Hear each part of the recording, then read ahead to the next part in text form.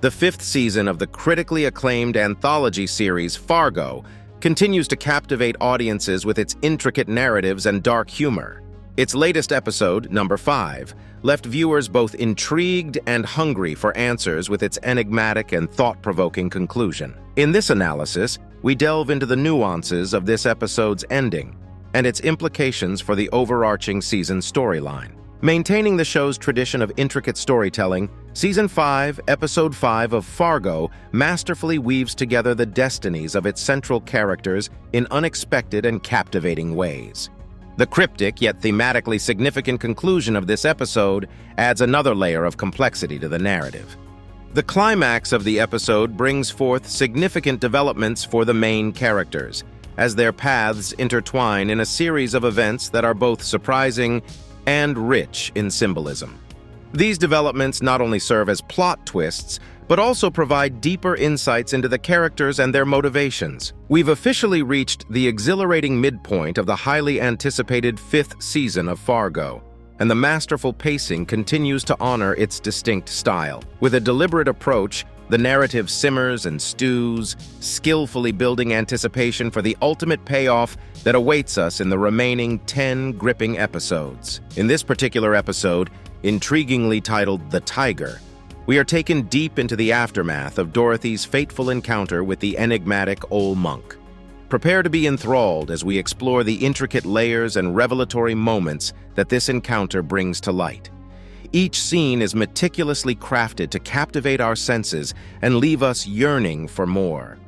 Join me on an exciting journey as we dive deep into the mind-bending ending of FARGO Season 5, Episode 5. Together, we'll unravel mysteries, decode symbolism, and revel in the brilliance that defines this extraordinary series. Don't miss out. Please note, this video contains spoilers. Now let's delve into the intriguing involvement of Lorraine Lyon in this episode. Right from the start, she captivated our attention and made numerous appearances throughout. In fact, her presence was more significant than ever before. We witnessed her encounter with Vivian Duggar and her pursuit of acquiring a bank.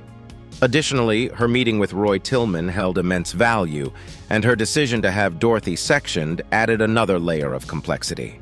Let's examine each of these instances individually. The first encounter we witnessed was when Lorraine met with Vivian to negotiate acquiring their bank. The two businessmen, expecting a man, were taken aback when Lorraine confidently sat across from them. Not only did she exude a powerful demeanor, but she also presented well-researched arguments that left them with no choice but to consider her offer. Walking away would have meant facing the consequences from the authorities, as Lorraine had made them fully aware of their questionable activities. This scene showcased Lorraine's undeniable power and challenged the prevailing belief that men hold superiority over women in the show. We witnessed this scenario unfold when Vivian referred to Lorraine as "lady," attempting to diminish her and assert his dominance. Unfortunately, his remark struck a personal chord with Lorraine, prompting her to deduct a staggering $10 million from her offer. The shock on their faces was evident, as they never anticipated encountering such fierce determination from a woman. It seemed they were accustomed to easily persuading women to yield, but this time, they were left speechless and powerless.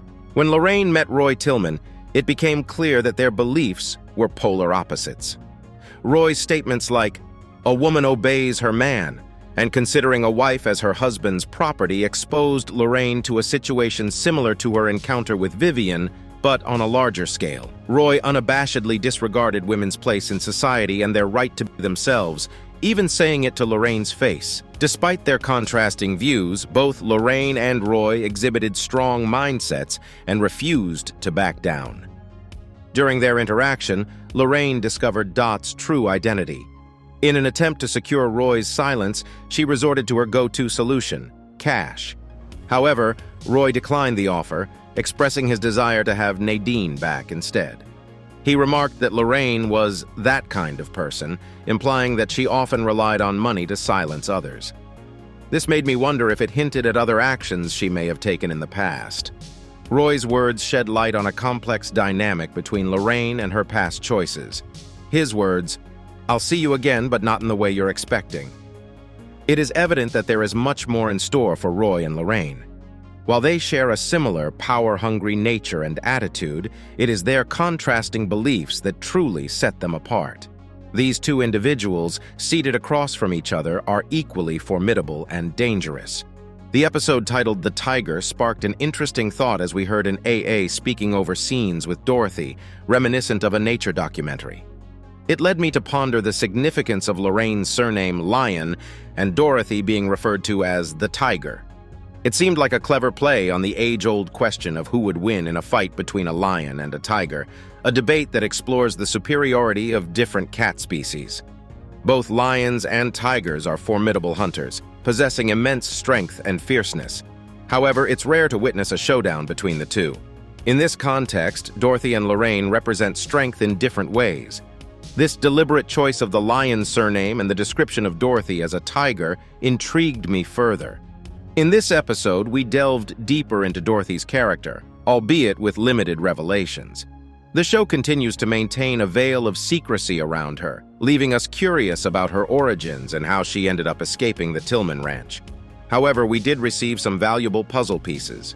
As seen in the first episode, Dorothy showcased impressive fighting skills, and this episode reinforced that notion when she confronted two individuals attempting to admit her to the hospital under the pretense of being a danger to herself and others. She inflicted harm upon those workers, as well as another staff member within the hospital. Furthermore, she cleverly devised a plan to prevent Tillman's men from taking Wayne out of the hospital, as they intended to use him as leverage. Remarkably, she managed to escape the facility without anyone catching her off guard. In the final moments of the episode, she paid a visit to Olmsted's house. There, she inquired about taking care of Scotty while she attended to a pressing matter. My hunch is that this something involves resolving the Roy Tillman predicament once and for all.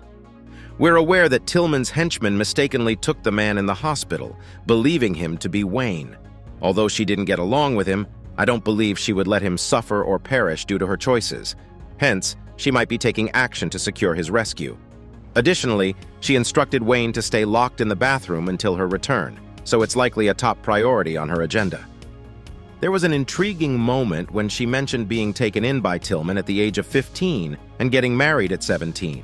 We also learned that she was Roy's second wife during his conversation with Lorraine. This raises questions about what happened to his first wife, who was presumed missing in last week's episode. It seems that we will delve deeper into this storyline. Perhaps Dot witnessed what happened to her, which could explain her departure. Dot also uttered a line that stuck with me, which was, "They never hit you when they're strong. It's only when they're weak." It is possible that Tillman was leading an abusive cult, which could explain why Dorothy was eager to escape. However, the specific details remain unknown for now. Hopefully, we will uncover the truth in the near future. Olmsted made a courageous decision to take in Scotty for Dorothy, who was a wanted fugitive. This allowed Dorothy to pursue what she needed to do. Initially, we heard Dorothy mention that she was an officer of the law and couldn't agree to this arrangement. However, she ultimately had a change of heart, indicating her belief in Dorothy's story and the presence of a more ominous situation. Olmsted's husband, who seemed less impressive, appeared to be the catalyst for her change of heart. Overall review, I found this episode to be rather satisfying. Although the plot development was a bit slow, it was disappointing that Ola Monk, one of the most captivating aspects of this season, was absent. The enigma surrounding him leaves you yearning for more, and his eerie presence and captivating aura make for an enjoyable on-screen experience. It's truly invigorating. I'm eager to unravel the reasons behind Dorothy's escape from Tillman's clutches around 2009.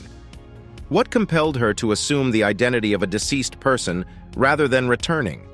The story holds many unexplored layers, including Tillman's shady activities on his own property.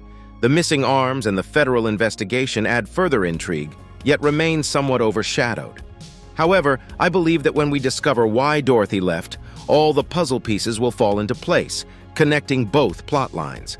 I'm particularly thrilled that the upcoming episode will delve into the enigmatic monk, who shares the same air of mystery as the other characters and storylines. As we're now in the latter half of the season, I anticipate that some of these questions will be answered. I eagerly anticipate the next episode. This was the breakdown of the ending for Fargo Season 5, Episode 5. What are your thoughts on this episode? What do you think is going to happen in the next one? Share your thoughts in the comments below. Let's keep the conversation rolling, and I'm looking forward to hearing what everyone has to say about Fargo Season 5, Episode 5.